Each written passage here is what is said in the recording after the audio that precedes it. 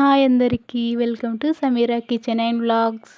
ఈరోజు చూపించే రెసిపీ గోధుమ పిండితో బాదుషా చేస్తున్నాను. చాలా రుచిగా జ్యూసీగా టేస్టీగా ఉంటుంది. సింపుల్గా చేసుకుందాం. ప్రాసెస్లోకి పోదాం. 3 కప్పుల గోధుమ పిండి, చిటికెడంత ఉప్పు, పావు టీ స్పూన్ వంట సోడా వేసుకొని 3 టేబుల్ స్పూన్ ఫ్రెష్ పెరుగు తీసుకోవాలి. పుల్లగా ఉంటే అంత బాగుండదు. అలాగే 2 టేబుల్ స్పూన్ షుగర్ తీసుకోవాలి. 2 టేబుల్ స్పూన్ నెయ్యి కూడా తీసుకొని మంచిగా కలుపుకోవాలి. రబ్ చేసుకుంటూ మంచిగా పిండిని కలుపుకోవాలి. తగినన్ని వాటర్ పోస్తూ పిండి ముద్దలా కలుపుకోవాలి. మెత్తగా కలుపుకోకుండా కొంచెం మామూలుగా కలుపుకోవాలి. పిండి ముద్దను అరగంటనైనా నానబెట్టాలి. ఎందుకంటే చాలా మంచిగా వస్తాయి. వీలుంటే గంట అయినా నానబెట్టుకోవచ్చు. ఇలా పిండి ముద్దను కలిపాక 1 టేబుల్ స్పూన్ నెయ్యి వేసుకొని మంచిగా ప్రెస్ చేస్తూ కలపాలి. మూత పెట్టుకొని అరగంటనైనా లేక గంటనైనా నానబెట్టుకోవాలి. గంట తర్వాతకి ఒక గిన్నెలో 3 కప్పుల చక్కెరను 3 కప్పుల వాటర్ని పోసుకొని గ్యాస్ స్టవ్ ఆన్ చేసుకొని చక్కెర పాకం కరిగించుకోవాలి. గులాబ్ జామ్ పాకంలాగా కరిగించుకోవాలి.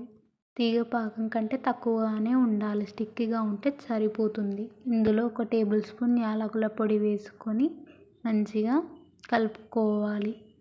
ఇలా కలుపుకున్నాక పాకం వచ్చిందేమో చూసుకొని ఇలా నేను చూపించినట్టుగా వస్తే గ్యాస్ స్టవ్ ఆఫ్ చేసుకొని మూత పెట్టుకొని పక్కకు పెట్టుకోండి. ఇప్పుడు బాదుషాలను చేసుకుందాం. బాదుషాలకు నిమ్మ సైజ్ అంత పిండిని తీసుకొని లైట్గా ప్రెస్ చేస్తూ నేను చూపించినట్టుగా వేలుతో ఇలా తిప్పండి. మరీ పెద్ద సైజులో చేసుకోవద్దండి. ఇవి ఫ్రై చేసేటప్పుడు డబల్ అవుతుంది కాబట్టి చిన్నగానే చేసుకోవాలి. ఇలానే అన్నీ చేసుకొని పక్కన పెట్టుకోండి. గ్యాస్ స్టవ్ ఆన్ చేసుకొని కడాయి పెట్టుకొని డీప్ ఫ్రై సరిపడా ఆయిల్ పోసుకోవాలి. నూనెను బాగా వేడి చేయొద్దండి. నేను చూపించినట్టుగా గోరువెచ్చగా ఉంటే సరిపోతుంది. ఇప్పుడు ఒక్కొక్కటిగా బాదుషా వేసుకోవాలి. మరీ ఎక్కువగా వేసుకోవద్దు.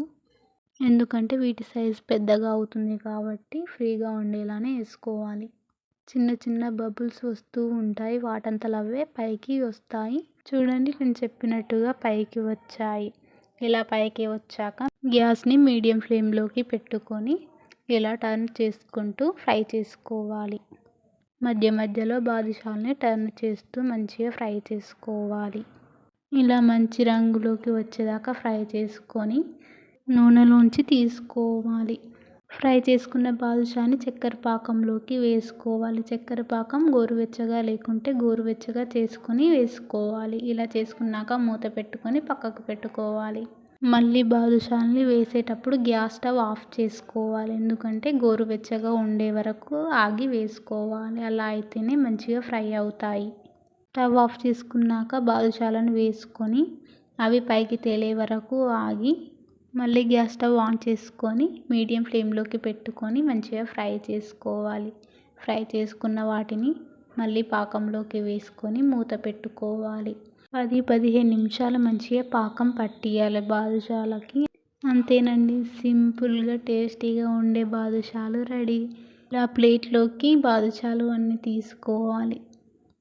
ఇలా తీసుకున్న బాదుషాల మీద జీడిపప్పు, బాదం చిన్న చిన్నగా కట్ చేసుకొని వాటిపైన వేసుకోవాలి. చాలా టేస్టీగా ఉన్నాయండి. మీరు కూడా ఒకసారి ట్రై చేయండి. ఈ వీడియో మీకు నచ్చితే మన ఛానల్ని సబ్స్క్రైబ్ చేసుకొని లైక్ చేసుకొని ఎలా ఉందో కామెంట్ చేయండి. Thanks for watching.